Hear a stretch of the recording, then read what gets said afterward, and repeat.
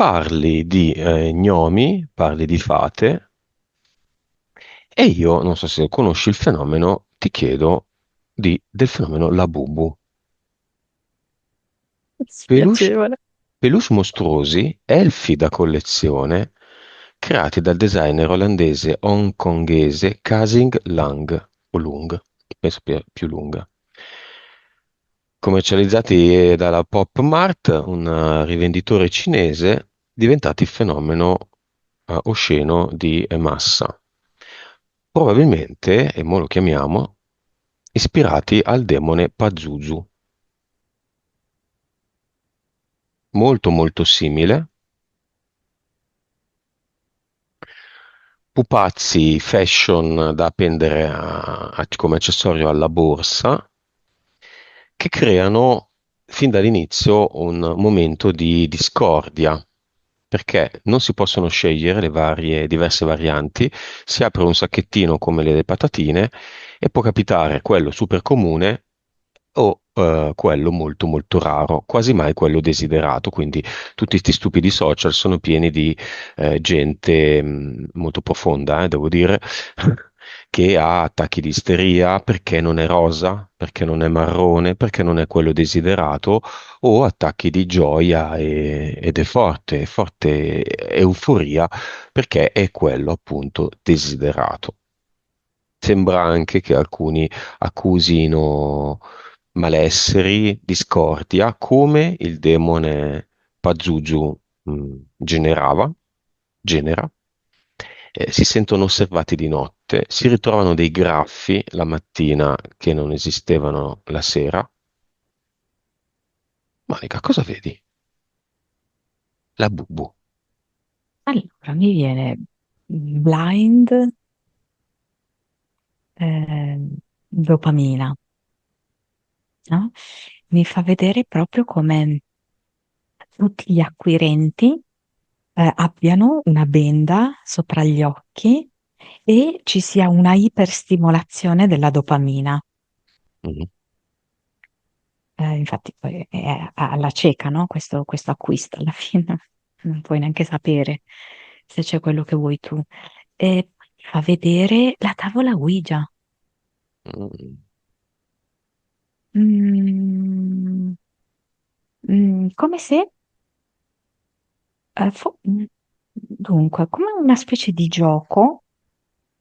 Qualche anno fa andava molto, no? Adesso magari si è un pochino persa la moda tra i giovani della tavola Ouija, no?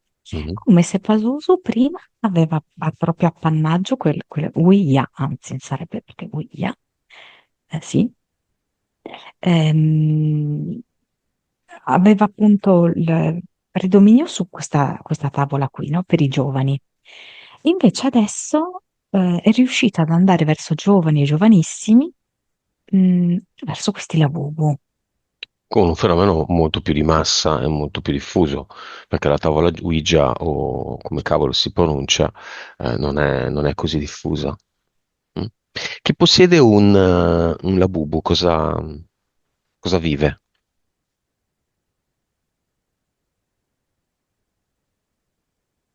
Come se facesse un piccolo patto, ehm, ehm, come se vedessi Pazuzu con tanti anelli al lobo, all'orecchio, eccetera, no? E ogni Labubu acquistato è come se fosse uno di questi orecchini all'orecchio di Pazuzu. Quindi un piccolo appatto, un piccolo legame, un piccolo collegamento con questo demone. Se una persona ne possiede grosso numero, un grande numero, che succede?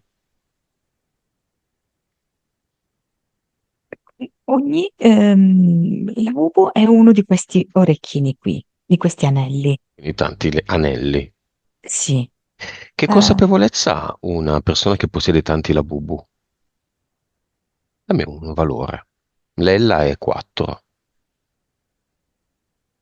di consapevolezza o di vibrazione? Di vibrazione, dai. Ah, vibrazione. A parte che li vedo come spizzati, no? Poi. un po' fritti nel cervello. Quindi è come se ci fosse una specie di collasso della loro vibrazione. Vedo un picco, quindi anche proprio di dopamina, di eccitazione, eccetera, che fa apparentemente salire la vibrazione, no? Adesso c'è questo, vedo un ragazzo, 10-15 miliardi così di vibrazione, prende questo Labubu e non è quello che vuole, tra l'altro, no? Quindi già immediatamente precipita giù a 2 miliardi. Mm. Va bene, chiama Mm, Pazuzu, Monica, accorciamola un po'. Siamo creatori. sghignazza. Bene, io gli creo accanto un Ububal, contrario di Labubu, il mio pupazzo personale. Lo metto vicino alla Bubu. Poi gli creo un suo clone, Uzuzap, il contrario di Pazuzu, e glielo metto accanto. Abbiamo quattro giocattoli, uno all'opposto dell'altro. E come bambini, io sono sempre ancora un po' bambino, le due coppie giocano, le uso con le mani, no? Faccio lo scemo, si baciano, si picchiano, si tirano le testate. Che succede? Dobbiamo usare i feticci? Questo è un feticcio. Facciamolo. Suso è molto indispettito che tu abbia realizzato questo ribaltamento. Perché? Uzuzap. Come è fatto Uzuzap?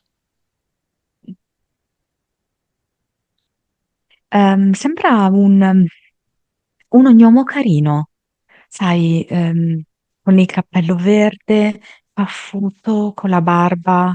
Questo aspetto rassicurante. Si possono toccare Uzuzap e Pazuzu? No, come se appartenessero a due mondi. Ma spingiamolo, uno verso l'altro. C'è una barriera. Sì, esatto. Rompiamola. Lo stesso Rompendo vale questa per il barriera, pupazzo. Uzuzap, sì, ok, Uzuzap diventa grande e Pazuzu piccolo. E i E pupazzi? i pupazzi, vediamo un Ububal e la attimo. Bubu. Allora, è come se in questo momento la Bubu fosse andato in braccio a Pazuzu Mhm. e Ububal sembra una stella marina. Bene. Connettiamola a tutti quelli che danno questo permesso, proprietari di un Labubu, con il suo anellino, anche Ububalla ha l'anellino, l'anellino si attacca ai coglioni del Labubu in questione. Quindi questi giocano, ma giochiamo anche noi. Ovviamente tutto dipende da chi ha comprato questo Labubu e dà questo consenso, cioè abbraccia questa opportunità che è una delle infinite.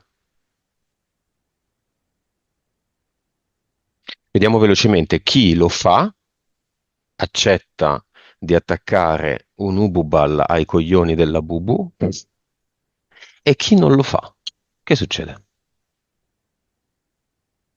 Eh, allora, molti rimangono invischiati, in questa moda, che ha anche un po' di coesione, che fa aggregazione. Però vedo che invece molti di quelli che non hanno mai acquistato lo fanno. Di quelli che l'hanno acquistato, solo il 10% lo fa. Chi non l'ha acquistato, praticamente tutti lo fanno. E se il progetto Pazuzu, la Bubu Pazuzu, portava un beneficio 100 a Pazuzu, adesso a quanto consiste questo beneficio? Allora, l'azione in sé per sé, ovviamente gli dà zero, ok? Mhm. Ehm, però può ancora contare sui suoi fedelissimi. Mm. Beh, intanto l'ognomo buono è lì, insieme a lui, non si stacca. Non si stacca e infatti è come se in alcuni giorni, idealmente così, lo facesse andare in negativo, anziché a 100, no, andasse sotto zero. 800. Benissimo.